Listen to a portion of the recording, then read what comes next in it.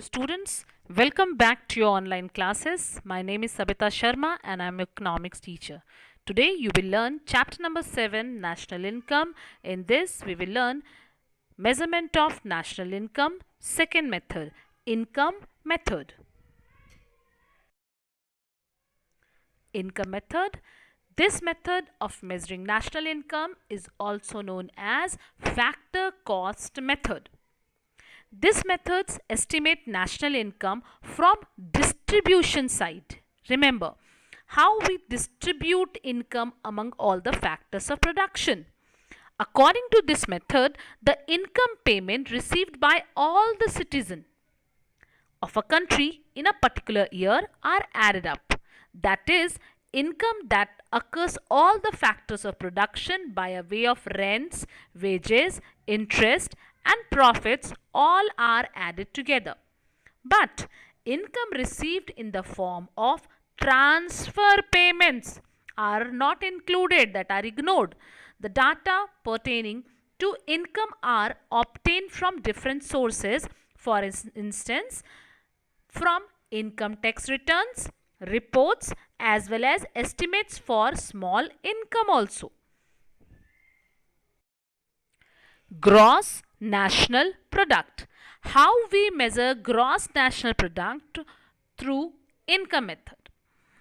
Gross national product can be treated as the sum of factor income. Sum of factor income earned as a result of undertaking economic activity on the part of resource owners and reflected in the production of the total output of goods and services during any given time period. Thus, GNP according to income method can be calculated as follows. National income, that is rent plus wages plus interest plus profit plus a mixed income plus net income from abroad. As we add, we will get the national income of the economy. So, what is the formula of national income? R plus W plus I plus P plus MI plus X minus M. Now, very important precaution while measuring the national income through income method. Transfer payment. Transfer payment is a one-sided payment. That's why it is not included in the national income.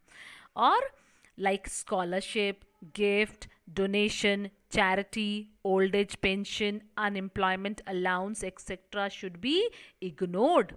All unpaid services like housewife, teacher teaching his or her child should be ignored. Any income from the sale of second-hand goods should not be included in the national income, like car, houses should not be included in the national income because it is already included when actually it was purchased. Income from the sale of share and bonds. Remember, it is not added any to the real national income because it is a paper claim. Only we transfer paper from one place to another place. That's why income is not included in the national income. Revenue received by the government through direct tax should be ignored as it is only a transfer of income.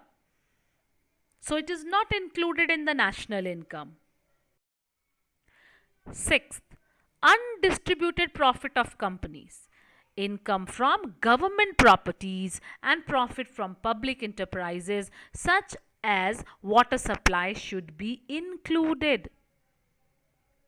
Imputed value of production kept for self-consumption. I said the commodity which you are keeping for self-consumption should not be included in the national income. But imputed value of that commodity is included in the national income.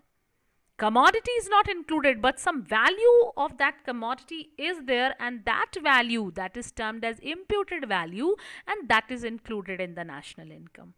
In India, the National Income Committee of the Central Statistical Organization CSO uses the income method for adding up income arising from trade, transport, professional and liberal arts, public administration, and domestic services.